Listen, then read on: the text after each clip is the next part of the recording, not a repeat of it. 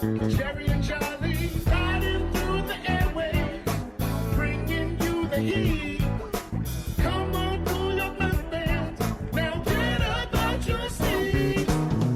They're bringing you all things Mets. They're bringing you all things Mets. They're bringing you all things Mets. Now you're listening to Chase Station. Today is Wednesday, May 28th. The New York Mets are back to winning ways. After a dreary weekend series in Boston, the team bounced back, took a series over the Dodgers, and are currently riding a 3-game win streak. The offense, not all the way back. The runners in scoring position issues are still there, but the pitching has been the story. Edwin Diaz, electric. Reed Garrett, electric. The starting rotation continuing to get it done.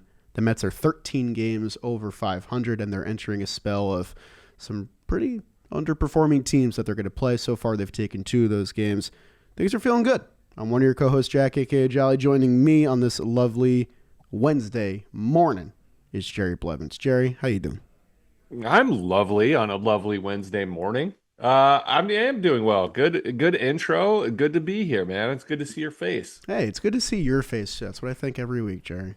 And you're locking in. You're locking in on the City Connects jersey. Yeah. I want to give a little quick shout out to Moo. They had a couple baseball minds and personalities at their suite on Saturday, so I got to be there in a suite for the first time in my life. That was super coming cool. Up in the world. I guess so. I felt like an A-lister.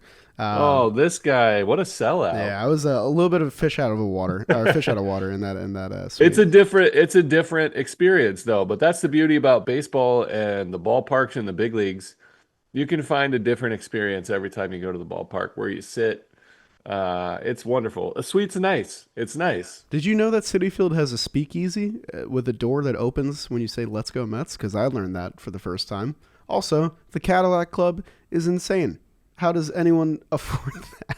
That thing is crazy. Yeah, it is insane. And I did know about the speakeasy. I think that started last year. Yeah, it's so cool. I think it was like an office room that they just renovated. It's not over by the bullpen anymore? No, it's in a different spot now. Okay, gotcha. Yeah. Okay, all right, that makes sense. Super bizarre, super cool. And thank you to Moo for giving me a little tour there. And I got to catch that Saturday game. I mean, we'll go into all the games. I just want to say that was my favorite win of the year. David Peterson, 7 2/3. Edwin Diaz shutting down the Dodgers. We'll go through it.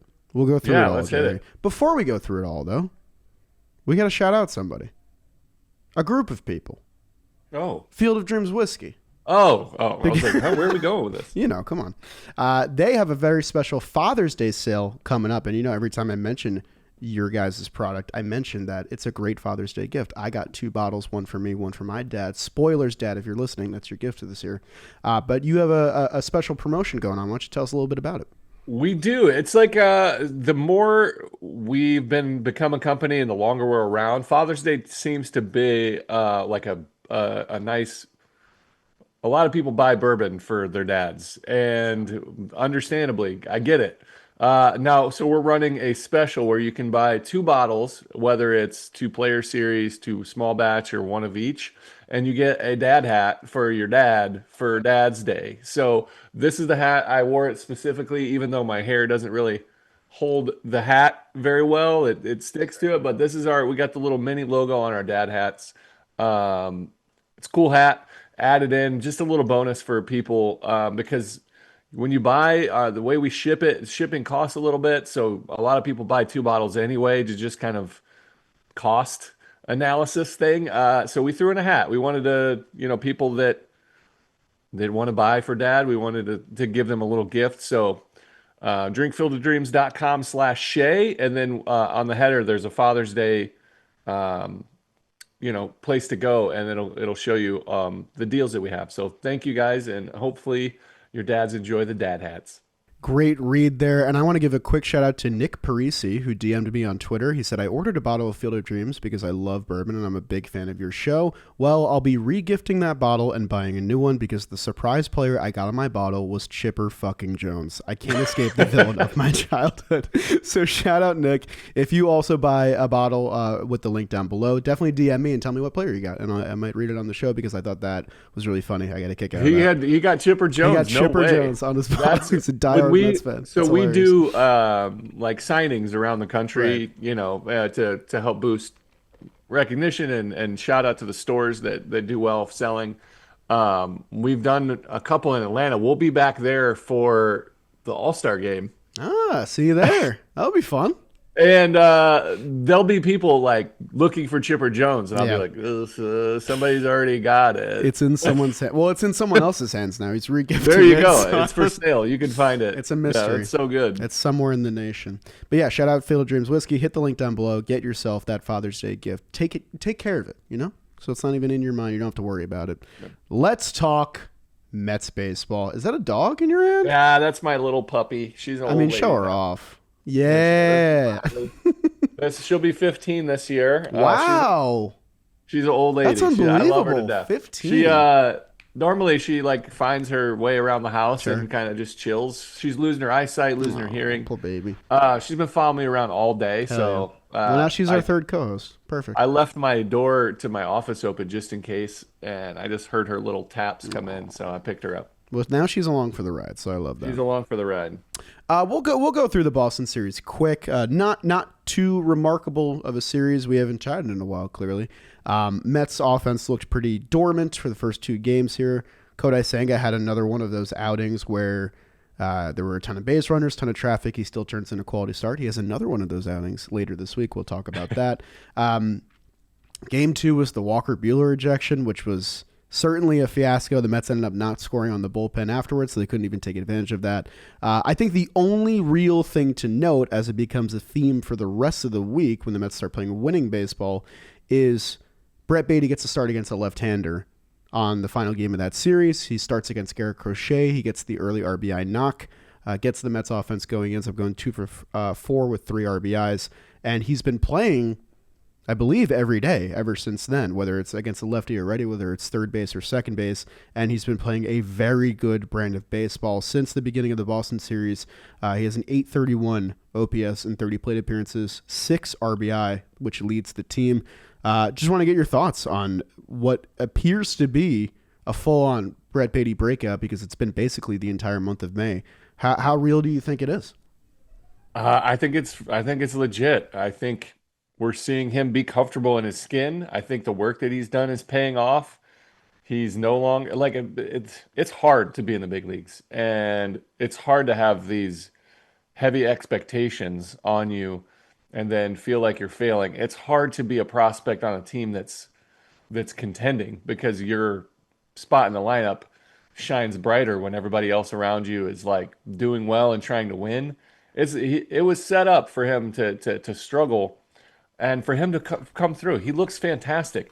Defensively, he looks fantastic. Even at second base, too, he looks remarkable. He looks more agile. He looks like he can move laterally. His decision making on his footwork, he looks like he put in work. He doesn't look like a rookie that's getting his feet wet anymore. He looks like a guy. And then his confidence at the plate. I've never seen him look confident at the plate. This is the first time, and it might not last forever, but that will get you through lulls in your career. It'll get you through a slump. Just understanding that you've had success, continued success, that it's eventually you remember that you know how to hit, and you've hit at this level on a basis that gives you enough to be like, look, I can do this. I know baseball is full of failure. I've already been successful. I can get there. All these things point to like excellence for Brett Baty, and the offense needs him right now, and he's performing. Like I love what I've seen. I'm so happy for him because we've always been a fan of his as far as rooting for him, but he wasn't ready. He didn't, it just didn't click for him at this level yet. And this year it really has, and he's handled, Vientos' story last year, and I still think he's going to be an elite player for the Mets. He's going through it right now. But to see Brett Beatty do this stuff is pretty amazing. Hold on, I've got one more visitor. Look at this guy. 4 hosts today. Unbelievable. I It's a know, crowded right? show. Excuse me, my Ellis, who just had a birthday. He's 7 now. May Congratulations, 14th. Ellis. Can you say hi Happy to 7th. Jack? Say hi, Jolly. Hey, pal. He's hiding. He's shining. Yeah. He's showing. Look at this. He looks Kind like of a rock star fit, by the way. Walked yeah. in He's open still rocking the chest. PJs from this morning because school's out. Well, I'll take over for a second while you go Yeah, on please dad do. duty. Brett Beatty, his bat speed is among one of the best in the league right now. He's allowing the ball to travel more, and his pitch recognition has been that much better because of it. But I think the biggest thing for me is that he's a fully capable plus defender at multiple infield positions. And the last hurdle to cross, I think, for him entering that circle of trust was hitting against left-handers and actually getting the opportunity to do so. And him getting thrown into the fire against Garrett Crochet, arguably the best left-handed pitcher in baseball right now, and getting that knock to the opposite field, I think set the tone. Scooble would like to talk about that. So that's fair. I did forget about Tarek Skubal. That's who just okay. threw That's a 1-2 right there. 95-pitch Maddox, and his last pitch was a 103 on the gun. Jesus, dude. Who is this guy? Point being, Brett Beatty has emerged, and it looks as though this is going to be sustainable. And the best version of the Mets lineup right now, and defense especially, has Brett Beatty included in some capacity. And that got him the start in all 3 of these Dodgers games. Game 1, I stayed up. Did you stay up? I did, actually. Shockingly. I stayed up. I probably shouldn't have. I think the game ended at 1:30. One of the weirdest games maybe ever in Mets history. This one was truly bizarre. Rain delay knocks out both starters before the 4th inning. Brett Beatty has another nice day, 2 for 4 with a homer when he gets to start against a lefty. That's cool. The Mets bullpen, everyone got in the game. All 8 men combined for 10 in the third, 3 earned runs, 10 strikeouts. Edwin Diaz and Reed Garrett. I mean, this game stinks because you wasted truly heroic performances by the 2 of these guys. They navigate the 10th, 11th, and 12th with no runs allowed, and basically they were at ease the entire time. These guys, I think they're at the apex of their season so far. They've looked remarkable, but the story was the Mets offense goes 2 for 14 with runners in scoring position. They don't score in 4 extra innings, which is unbelievable. At one point, the Mets had the bases loaded and 1 out.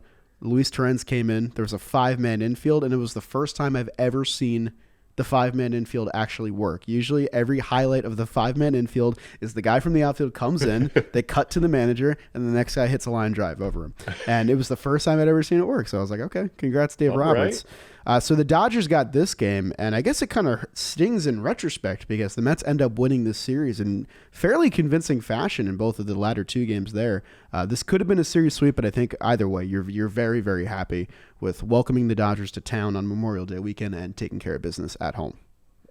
That was a crappy game to stay awake for. Yeah. I legitimately turned it off after they shut it down in the 10th, and I was like, oh, they'll just all win they gotta now. do is put 1.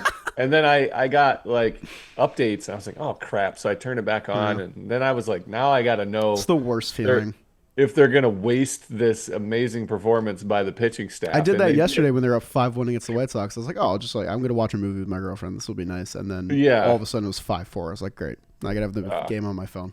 So yeah, but this is the resiliency of what a good team is, the ability to get past that, because that kind of loss in years past or on other teams, lesser teams, that's a momentum killer for Absolutely. your team, and that's like a big letdown that can carry over easy, and they just don't let that stuff happen. It's awesome to watch.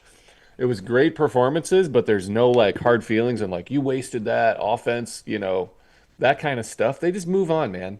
Yeah, and they needed a Herculean performance out of David Peterson the next night. All 8 guys in the bullpen got used. We didn't really know who was available and how deep we could go, like managing-wise, and I was hoping Peterson would give us 6.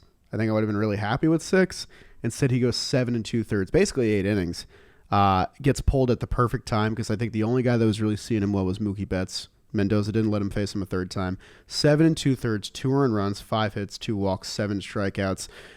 I mean, I watched some of the highlights after, and I didn't even feel like Peterson had necessarily his best stuff, but his body language is so much better these days. I just feel like his confidence is so high. Watching him shut down Shohei Ohtani was so awesome. Like, had him truly in knots the entire time. 3 strikeouts against Ohtani. This was my favorite David Peterson start, I think, of any of the starts I've watched from him. And we watched a lot of good outings last year, especially that Red Sox start. I still remember we struck out 10 guys. This is a really deep lineup that doesn't let up. There's no breathing room in the Dodgers lineup. And David Peterson got the double plays when he needed to, just looked calm and collected the entire time. And one last thing, from the words of Howie Rose as well, I love when guys acknowledge the crowd when they walk off after a great outing. Sean Manaea did it during the playoffs last year. I thought that was so cool. Peterson did it on this game, and I thought that was really, really awesome to acknowledge the fans because they were loud and locked in the whole night. He was so much fun to watch on Saturday. It's fun, and I like. This is why you and I work well on this show. You pay attention. Yeah. You pay attention to the little details. And when we first started this podcast, I was like, who's this YouTube guy? Who's this YouTuber? What's his level of knowledge of the game? Can I talk baseball with him? Sure.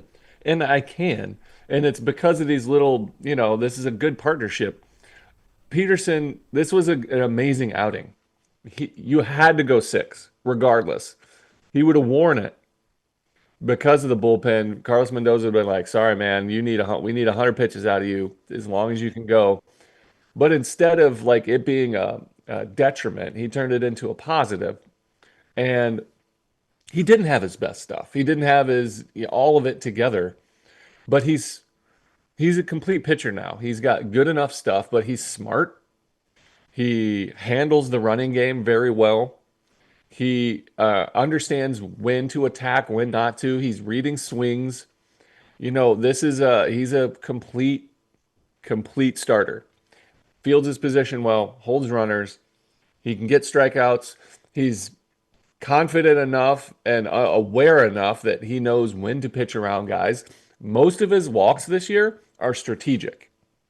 That's the difference in, some of his lines, he'll go 6, strike out 4 and walk 4, and it doesn't look great. But if you go back and look at those four walks, they were with the base open or their best hitter in the lineup, or he fell behind and hit the guy on deck. Like, he just chooses when to attack. Sometimes it doesn't work out because it's still hard to throw strikes and put the ball where you want. But for the most part, this guy does what he wants on the mound, and he does it on a consistent basis. He's reliable. He's confident. I love the fact that he acknowledged the crowd, because the home crowd, Citi Field, is an absolute advantage. It's felt like that since day one. The fans are it's remarkable what the atmosphere at Citi Field is. They're paying attention. When I was coming up, it was like when you go to St. Louis and watch the Cardinals, the fans are involved.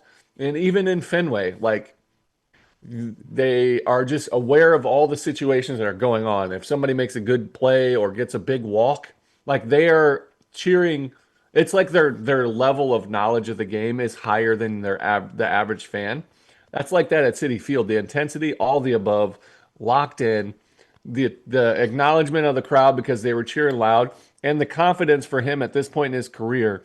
No, you didn't throw 9 innings and you're getting pulled. It wasn't like a career achievement. This will be a footnote. It was a really great outing in a moment, but the fans were appreciative because they understand what's going on in context, and he appreciated the support. Love that combination. Yeah. So this was a huge outing from David Peterson. You felt like everyone understood the importance of the outing on that day, not only for the bullpen, but the importance of, this is an NLCS rematch. This is a team that kind of dog-walked us last year in 6 games. I know it was 6 games, but, the games we lost were not close. And while the Dodgers, I think, have their sights set on repeating and all that stuff, I think this was an important series for Mets fans. We haven't been playing good baseball lately. You just lost the Subway Series. You lost at Fenway. You want to beat a good team because you want to be respected as a good team in the league. And after losing such a gut-wrenching game 1, it was important for the team to come out and win this game. And they did so in really convincing fashion, especially after falling down early. They fell down 2-0 in the second inning. And who else But Brett Beatty gets them back involved. RBI hit against Tony Gonsolin. They eventually take the lead in the fourth inning. He had a perfect night, Brett Beatty. 3 for 3 with a walk, a double RBI. Did everything. Just really, really cool to see him like constantly involved in everything good that is going on with the Mets offense. But we also need to talk about Edwin Diaz because the dude looked electric in this game. I mean, it was so awesome for David Peterson to hand the ball directly to Edwin Diaz and not involve anybody else. But for Diaz to come in and strike out Mookie Betts, which I want to say it again, Mendoza managed this. I mean, Peterson made it easy on him, but he yanked him at the perfect time, put Diaz in the perfect spot to get the guy that he needed to get. Mookie Betts' numbers aren't amazing this year so far, but he's still Mookie Betts. He's still that guy. Diaz punches him out, comes in the next inning, gets Teoscar and Freeman to strike out as well. Doesn't allow a base runner.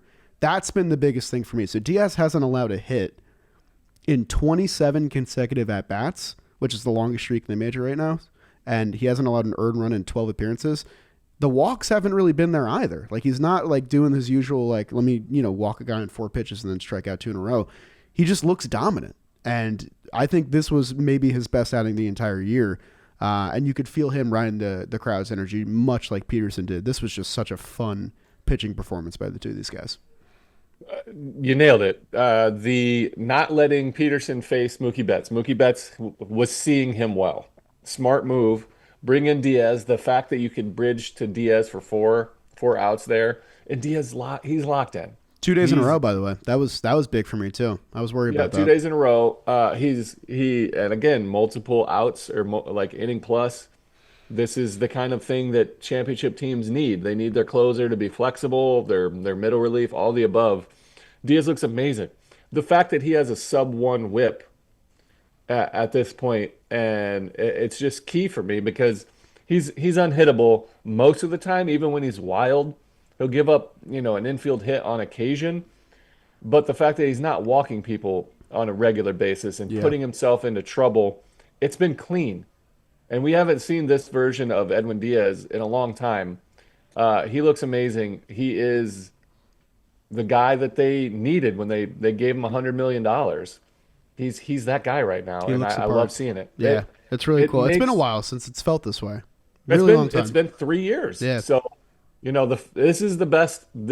He's locked in, and it's took a little bit for him to get here, but he's here, and I think it's sustainable. So yeah, end of 2024, he definitely had good outings. He was there when we needed him to, but it never felt quite like this, where it felt like hitters don't have a chance. Like, he's still pounding the zone, and they're not even able to make contact. The slider looks really good. I mean, it's just it's been a while since it's felt this way, so that's why I'm being kind of like cautious. But it's getting to the point where he's had an utterly dominant month now. Like, the entire month he's looked like this. And if he's that guy again, and you also have Reed Garrett pitching like the way he is, Brassabon's been one of the best relievers in baseball, you're staring down the barrel of a team that can get to the 7th inning with the lead and just win the game, which is it's a really advantageous feeling to have as a fan of like, oh, now you guys got to face this 3-headed monster. Good luck. And we saw the bullpen shine again in the rubber match here too. So Diaz wasn't going to be available for this game.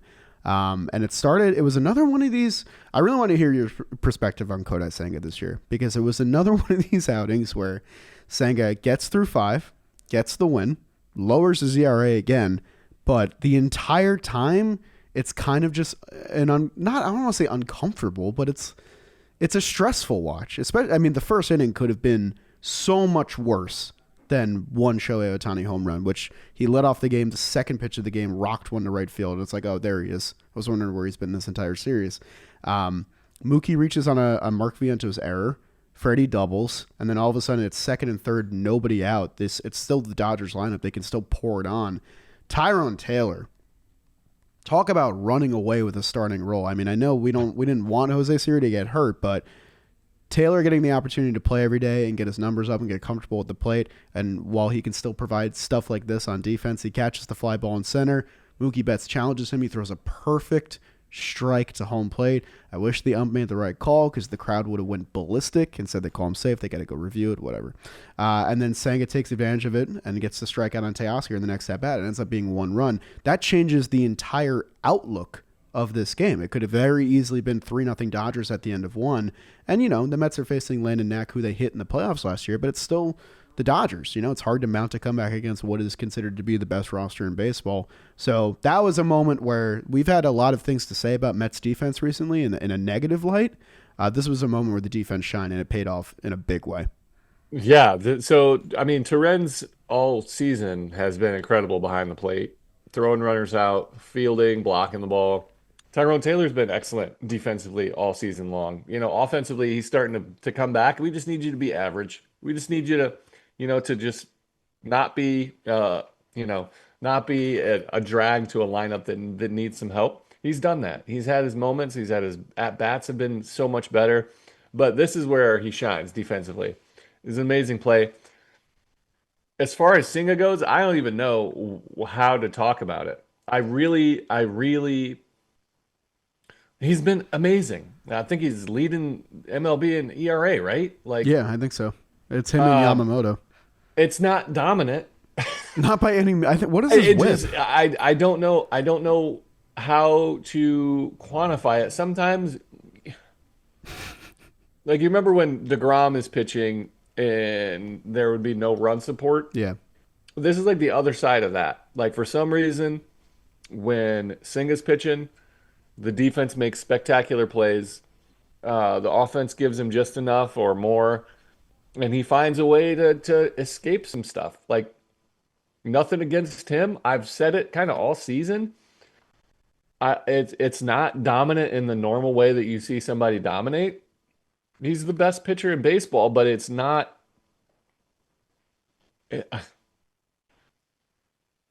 Yeah, I mean he's given up. His ERA is 1.46, right? That's spectacular. His FIP, which is fielding independent pitching, it's fielding independent. He's got a 3.12, which is still better than it looks on when I'm watching it. He's got a whip of 1.24, which is excellent, but he's not giving up home runs ever. He's just not preventing damage. So he'll have runners on. They'll either make a spectacular double play or he'll figure out how to get out of it. He's just figured out a way to do it. He's got a lot of walks. He's got, not nearly as many strikeouts as he's had in the past. He's just pitched really well. I don't know if it's a sustainable recipe for dominance, but he's still good. I don't expect him to win the Cy Young pitching like this. I think there's two other levels that we've already seen two levels above, but I'm not complaining. I just don't know. I think his results are way better than he's actually pitched, and it's been all season. Maybe it continues to be that. I hope so. But sometimes it baffles me how good his numbers look compared to the way I've seen him throw, just to be honest. Yeah. And I mean, the home runs thing is the biggest thing. Before the Ohtani leadoff home run, he had thrown 45 and a third consecutive innings without allowing a long ball, which is incredible. He leads the league in home run per 9. And I think you had one key word there, and it's that Kodai Senga is pitching well. Kodai Senga is a pitcher, and he's able to recognize very quickly what things are working, what things are not working. I think we've seen him so many times this year kind of either not have his cutter, not really have full control of that sweeper that he's still trying to work in. His fastball maybe doesn't have the life, so he'll just, throw the ghost fork a lot because it's one of the best pitches in baseball. But we saw in the playoffs last year, what's one thing we know about the Dodgers offense? They never chase. If you're going to throw balls, they're going to take them, they're going to take their walks, and they're going to get their big 3 up, and you're going to be in a lot of trouble. With Senga relies on the chase because that's what the ghost fork ball is. If it lands in the zone, it's going to get hammered. And I think he quickly recognized that, if I start walking the world, I'm not going to make it past 3 innings. So he used his cutter a ton this game and got a ton of ground balls, a ton of weak contact, a ton of double plays. And he ended up going 5 1/3 in an outing where he really just didn't look at his best at all. And we've seen this so many times this year. 101 pitches over 5 1/3, 9 base runners allowed, a home run. But in the end, he gets a win because he does enough. He pitches well enough to give the Mets a chance to get a win here. That double play stands up big. There were 6 base runners against Senga in the 4th and 5th inning combined, and not a single run scored. That's insane. That's insane. That's a whip of 3 in 2 innings, and you didn't allow a single run to score. The pitching that did look good was the bullpen that came in after Senga. Stanek, Kranick, and Garrett. Shout out Max Kranick in this game, especially. He came in for that second inning and had to face Betts, Freeman, and Smith. I didn't agree with the call, honestly. I thought leaving him in for a second inning was playing with your food a little bit by Mendoza. He was with a shorter bullpen, sure. Everyone got used on Friday night. Kranick gets the job done. A little bit of a loud contact there, but sometimes things just go your way. And then I texted you on Sunday night because I saw Reed Garrett come out for the ninth inning. We've had a lot of conversations about mentality with Reed Garrett. We saw it in May this time last year where he got thrust into that closer's role. Clearly wasn't ready for it. What a difference a year makes, because he came into this game, looked absolutely nails, gets the save, his first save. Would end up getting a save yesterday. So it was 2 saves in 3 days for Reed Garrett. And they pick up Edwin Diaz, who was unable to pitch today, and they pick up Kodai Senga, who didn't have his best stuff. This game didn't really have the fireworks after, the home run by Ohtani and the home run by Alonso. It was kind of just the Mets pitching, keeping the Dodgers at bay, and they end up winning the rubber match 3-1. And they take the series, which was so necessary. I feel like we would have a very different tone about Mets baseball right now had they lost another series, because it had been a little bit. It had been since that weird Pirates series, since the Mets were able to take at least 2 out of 3. So awesome weekend of baseball, awesome weekend of pitching, and the Mets offense does enough to get the job done. Yeah, they did enough. And that's kind of been the theme for the whole season. The Mets offense does enough. The pitching staff's amazing. The defense is big at times. That's kind of been the story. So I wanted to start with Reed Garrett. It started on that, what was it? May 11th against the Cubs when he blew the save. Yeah, and then from there, it went 1 walk, 2 walks in a third of an inning, 3 walks in an inning. And then we were like, all right, he needs to back it off. Yeah, and the Yankees. And then from there, like, they put him in a little bit of a lesser spot against Boston, and he was clean. And then right away, they need him again, and they let him bounce back, threw him right into LA, throws those 2 innings. And then he gets the save. He gets the save on the 25th. I wish they won on Friday just for that Reed outing. 6 outs, not a hit allowed in ghost runner situations. That's crazy. That's so good. It was a tremendous performance, and this is another big step in his level. He struggled, and he bounced back quick. Make the adjustment quick, whatever it was, whatever cue. If you can bounce back quickly. Because he lost his ability to throw strikes. And it was this much of the season, just a couple outings in a row where he lost his release point, whatever the case may be. This is the key to being able to handle a situation where your bullpen throws a ton, because Diaz isn't going to be available every day, and you don't want to push him that way. So if you can have a guy fill in, I know Stanek's been struggling, but I think he looks fine. I don't know there's something there that the hitters are seeing. Whether it feels to me like sequencing. Splitter gets a lot of plate, I feel like, too. Just every time he's out. Yeah, maybe. I agree. And what Senga does with his ghost fork is throws a strike one and he throws a chase one. You got to be able to get some swing and miss out of there. Stanek, I think, is a click away. But, Kranick, I was wrong. I was wrong about him. Dog, dude. Just a straight-up dog. I agree. I did not have expectations for him to be a guy. I figured he would be the 8th man in the bullpen, mop-up duty, kind of waiting until Daniel Nunez gets ready, which I still think that's Nunez still a weapon there. Yeah, there's still has something there. a potential to get locked back in if he, figures it out post-injury how to throw strikes consistently. Remembers how, I guess. But Kranick, I apologize for not thinking that you had this kind of ceiling, because you clearly do. He's a dog. You're right. He comes out, he attacks, he is unafraid. It's a breath of fresh air to have a guy that I had no expectations for come out and just be like, oh yeah, I know how to pitch. I know this game. I don't care who's at the dish. I'm going to attack, and I love seeing it. And it was textbook against the Dodgers. I mean, he's facing the teeth of the Dodgers order after already throwing an inning, and he's still just pumping in strikes because he knows. I think the entire Mets pitching staff knew if we nibble and we try and go for chases, we're just going to walk the middle and the bottom of the order, and we're going to set up their big 3 to win the game. And I just love the approach they had this entire series. Quick thing on Reed. Minimum of 20 innings pitched, best ERA around the league. Andres Munoz, who is not allowed an earned run this year, he's been remarkable for the Mariners. He's still on that streak. Yeah, crazy. I think he has the most win probability added of any player. It's him, Judge, Ohtani, which is hilarious. Great stat. That's amazing. He's number 1. Luke Weaver, number 2. Reed Garrett, number 3. 0.76 Incredible. on the year. He's been so good. So shout out Reed. Definitely deserves his flowers. And that rubber match win kind of set up the Mets on a nice path here against the White Sox. Game 1 was honestly, game 1 was ugly. Like it was, it was a bad offensive performance. You had to have known, if you've been a Mets fan for even, let's say, 3 years, you had to have known that when Adrian Hauser was getting the start in this game, he was going to go at least 5 shutty. He ends up going 6 shutty because it's a revenge game, a guy that we cut, all that stuff. Whenever Mets pitchers leave the team and they come back and they face the team, especially at Citi Field, they're going to deal, and you got to know that. Clay Holmes, I feel bad. He throws his most pitches ever. Got super squeezed on that last out in the 6th inning. Twice. 2 of the last. Yeah. He went full count, and we were like, and I think he could have got either of those calls. Good on Clay for not, barking, not letting it affect his body language. He's that guy. He's calm.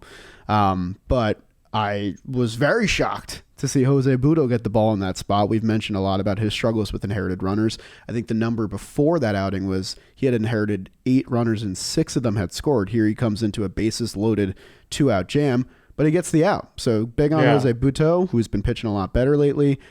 Mets offense was terrible with runners in scoring position again in this game, but they get a couple sac flies in the 8th and 9th. They do enough to get a walk-off win there 2-1 against the White Sox, who went 0 for 11 with runners in scoring position. So shout out the pitching staff. And then yesterday, the Mets fell down early, 2-0. They get 7 hits in the first inning. Shout out Pete Alonso and Jared Young with a pair of 2-run homers. Jared Young, I like that swing. all right. Do you see that clip? I like that swing. He's got a solid swing. That's a pretty swing. And then how about this? Jose Butto enters the exact same situation 2 days in a row. Bases loaded, 2 outs, 6th inning, relieving a starter, gets the out. So shout out Butto again. And then Reed Garrett, as I mentioned before, gets his 2nd save in 3 games, gets 5 outs in this game. So the Mets bullpen continues to shine. They got a couple huge outs yesterday. Shout out Jose Castillo as well. He got a big out in the 8th inning. And Mets back to playing good baseball. They're not doing amazing on offense, but they're doing enough to beat teams that they're clearly better than, and they go for the sweep. Probably after you're done listening to this episode. If you listen to it when it comes out, they're playing at 1 p.m. today. Hopefully they wrap up a sweep there. But yeah, good stuff. That's the goal. I don't think so. Butto, shout out to him.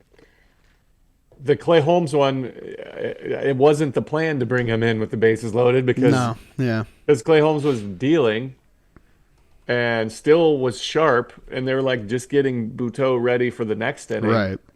And they like again, he got squeezed. Got twice. mega squeezed. I mean, he could have got either of those Oh, calls. and I was like, come on, one of those? Let's go. Yeah. But shout out to Butto for coming in, and he looked great in the first one. I don't think that was the plan again in game 2 or the second game, but he came in, and that's been the MO for him. Like, get him a clean inning because he's not quite as locked in out of the, quick into the fire, having to pitch out the stretch, whatever the case may be.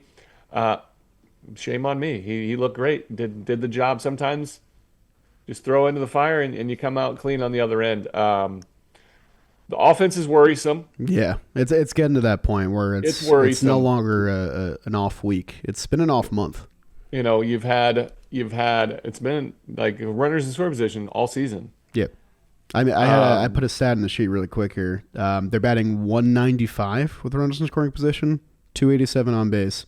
Only the Rangers and the Pirates have a worse OPS with runners in scoring position. The Pirates, before last night when they put up 9 against the D-backs bullpen, had gone, I think, 25 straight games not scoring more than 4 runs. This is not company you want to keep, especially if you're 13 games over 500 and you're supposed to be an offensively led team. That's kind of what everyone thought the Mets were going to be with this ferocious lineup and a lineup that doesn't quit, doesn't let up. It has not been the case at all. Yeah, the one thing that they were, like you said, going into the season, it was their lineup's going to bang. Do they have enough starting pitching? Well, that's not the story. Yeah, that's not the story. The starting pitching has been otherworldly. The bullpen has been as advertised. We thought that was going to be the case going in, or at least we did, you and I. and the offense has not been there. I think, Juan Soto is dealing with some stuff, like figuring himself out in the Mets uniform. All the above, had some bad luck on just laser balls.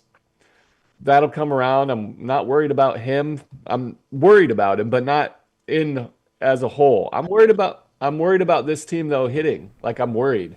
We need some consistency, some run production. Um, it's troublesome. And It's really the approach. I feel like it's been think a ton of ground ball. I mean, since the beginning of the Boston series, here are the top 5 Mets hitters by OPS. Luis Torrens, who you just mentioned is a defensive first player. Starling Marte, who has been swinging the bat better, so I'll eat some crow there. I was out on the Marte train. He's been swinging a better bat. Brett Beatty, Tyrone Taylor, who you also just commended for his defense, and Jared Young. That is not the recipe for this team to be battering around teams. Their guys have not really been hitting. I mean, Jeff McNeil is putting together good at-bats every day, but he's not a guy you want to rely on to be an offensive powerhouse. It's Lindor, it's Soto, it's Alonso, and it's Mark Vientos. I mean, at this point, it's getting really frustrating to watch these at-bats. I know he was dealing with, well, I don't know what his ailment was. I know Nimmo was his neck. I wasn't sure what's going on with Vientos, but he was day-to-day for a little bit. But he's in the thick of it right now, man. I mean, all the guys that the Mets rode in September and October of last year to win clutch playoff games have not been producing, and luckily the team's been pitching their ass off to basically erase that story from being, a larger thing. But this, like I said before, this has been the entire month of May at this point has been bad approach. I mean, constantly falling behind in counts. I don't know if a lot of people are calling for the hitting coach, which is kind of the thing to do whenever a team struggles. I don't know if it's that. I'm not in that clubhouse. I know that there was a Disha Thosar quote about Lindor and Chavez's exchanges last year about how Chavez kind of disappeared from the team and they both kind of held each other accountable. But I don't know what's going on in that room right now, but this team's approach looks a lot different than what it looked like last year. They're also not really hitting the long ball. Like, that's kind of a big part of their game, too, up until recently. So, just bizarre. Very bizarre. Yeah. You hit on a lot of points. For Vientos, it's a thing now. Like, it's been all season long. He's missing pitches that he shouldn't miss consistently. It looks like he's looking for a certain pitch. He gets it. He just doesn't look comfortable, doesn't look confident. You got to count on him. He's going to be this guy. He's going to be in the lineup for the foreseeable future to try to work his way out because he's a guy that has a high potential. We talked about Torrens. It's probably going to be a 50-50 split between him and Francisco Alvarez because Fully earned by correct. Torrens. He bounced that. And again with Tyrone Taylor, I think he's being a league average hitter is what you need because when Jose Siri had the job, Jose Siri wasn't maybe the worst at bat to watch in all of baseball. I I'm think not so. kidding. Yeah, Like it was brutal. I was like, man, I could strike him out right now. I'd pay to see that at bat.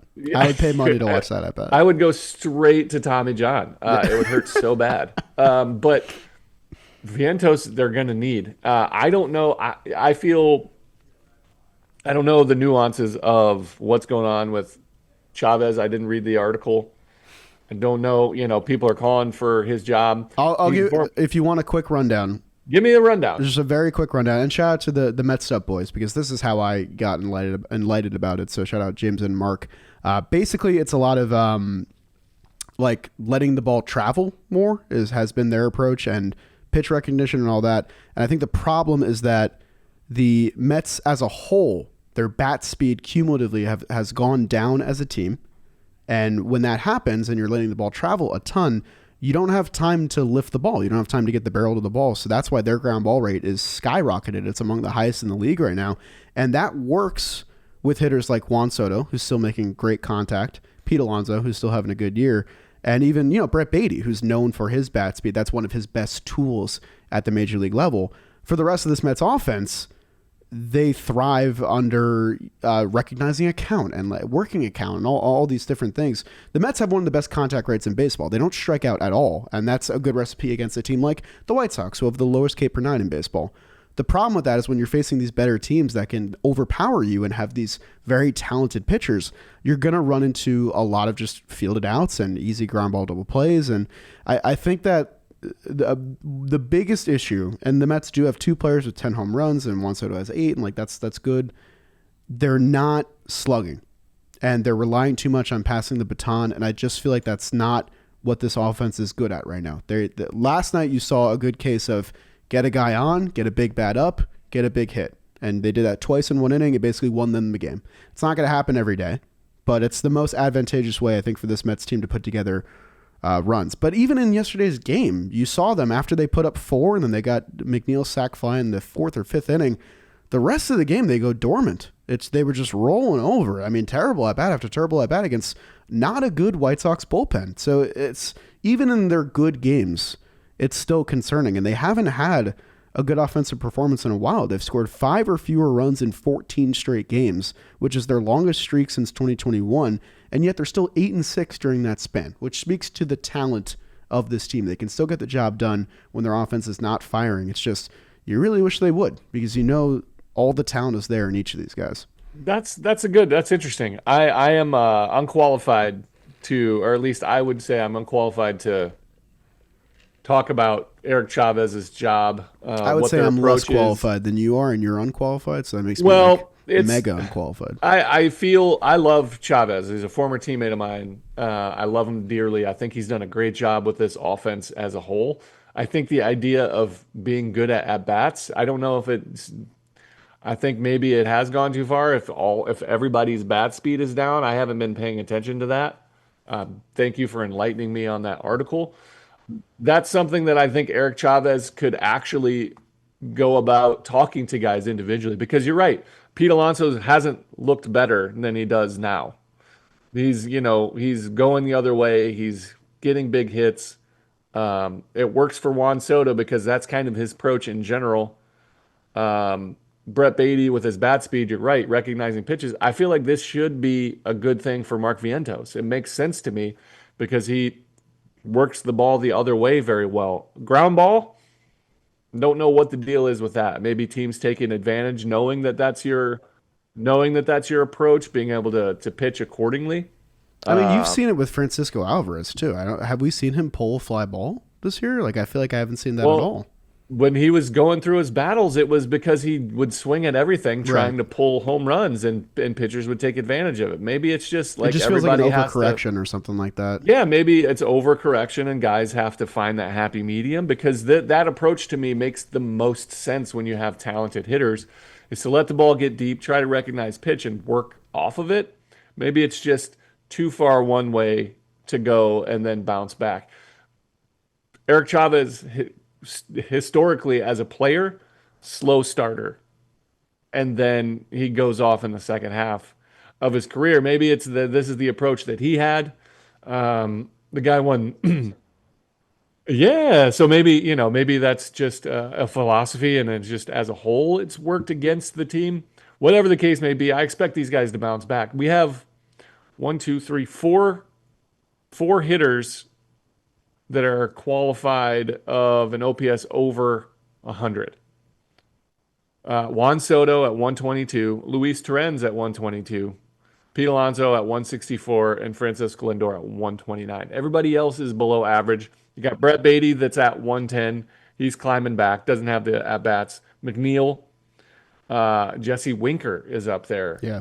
Outside of that, everybody's underperforming. Everyone. The biggest thing I found with bat speed, and this is actually before the Subway Series, because me and Jimmy were looking into it. There's a great tool on Baseball Savant that is called year-to-year changes, and you can look at guys' statistical difference from 2024 to 2025. You can go back as far as you want. I looked at bat speed, and I found that 4 of the top 16 steepest drops in bat speed are Mets. There's no other team that has more than 2 people in the top 16. Juan Soto is the 5th highest drop. Francisco Lindor is the 8th. Brandon Nimmo is the 11th. And Mark Vientos is the 16th. The numbers are not big. The 16th highest drop is negative 1.4 miles per hour, which doesn't seem like a lot, but in the grand scheme of what this statistic is, it's a ton. Like these ticks matter. It's the same thing with pitch velocity. So I do think it's a philosophical thing. I wonder if the Mets will adjust to it. But I also will say I'm never a fan of a midseason firing, especially when a team is 13 games over 500. That's the thing for me. Yeah. They're not gonna. They should not, unless there's behind the scenes things going on That would be the thing. we are Yeah. unaware of. Yeah. Whatever that may be. But I expect this team to make the adjustment, to see the data, and to go, all right, we need to tweak this a little bit, and to do it together as a whole. That's the one thing about this front office.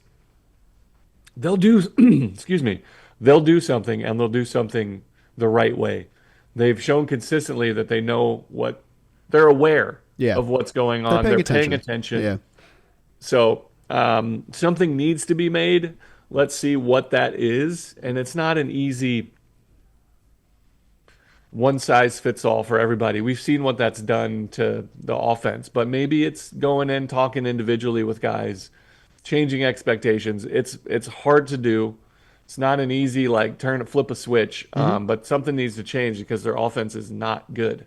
Yeah, I mean, and this team is talented enough that they will still get by in these cases. They have 9 wins when they score 3 runs or less. They're 20-6 at home. They have the best winning percentage against winning teams this year. Like, there's still so much good going on with this team, and it kind of feels like, not to hone in on one player specifically, but it feels like Pete Alonso is about to get on another heater, homers and back-to-back days. So, it's fun to, kind of sing the praises of the team, but there's also still things to scrutinize. And I think that's an interesting place to be when the team is performing well and they're beating teams they should beat. They're 13 games over 500 again. Just want to reiterate that for any Mets fans in Panic City. They're doing great this year. They're pitching their asses off. I'm not worried. It's frustrating because it's a whole month of this and it's like, why is this happening? Because I saw Mark Vientos shit on fastballs for 4 months straight last year. And I think the biggest frustrating part is that I want to see what this lineup looks like when everyone's playing as they should. Like right now, it's the Brett Beatty show. It's the Pete Alonso show. I want to see it when all 9 guys are doing what they do best. That's the thing. So the last point is these things, you try to make an adjustment. You go into the off season, trying to get better, and you think about this, you create this discipline that you're doing, and then it doesn't work out, and then you can't just change things so quickly in game. What Sean Manaea did with changing arm angles is absurd. It is a complete anomaly for him to be able to make such a drastic change because it's a game of repetition. It's a game of discipline in a sense that keep being diligent about your habits and creating and reinforcing these positive habits because you're every day. This is a cliche as it gets for me, but this is something that I pass on in baseball because of the marathon of a season. Every day you're either getting worse or you're getting better. There's no in between because even when you're playing catch as a pitcher, if you're lazy about your mechanics because your arm's sore, you start dropping your arm angle or you start opening your front side because you're being lazy, you're starting a new habit. You're creating new habits of your body and it's going to affect you for the next 4 to 6 weeks because so it's hard to make these adjustments on the fly. But this is the big leagues. This is a team-wide thing. They're going to recognize something. They're going to address it. And they'll figure something out. I fully anticipate that they've got enough of a sample size to go in and speak to guys and be like, hey, it's not working. Let's do some adjustments. How can we work? It's going to take a while. I'm sure they're already doing some of that. And if they're not, then shame on them.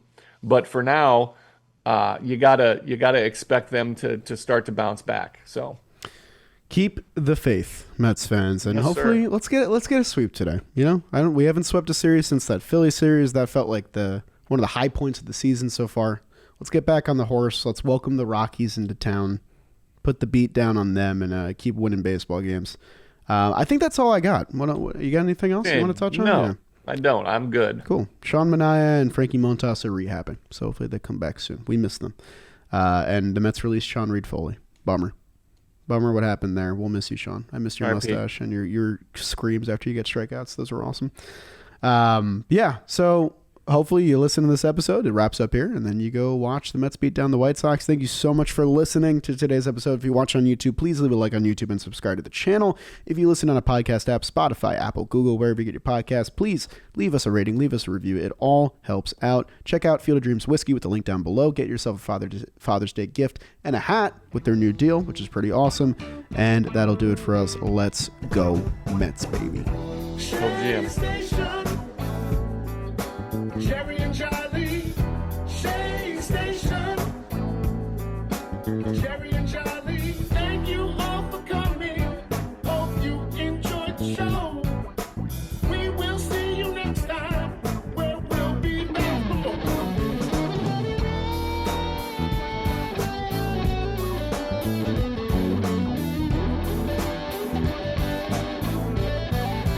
Shea Station.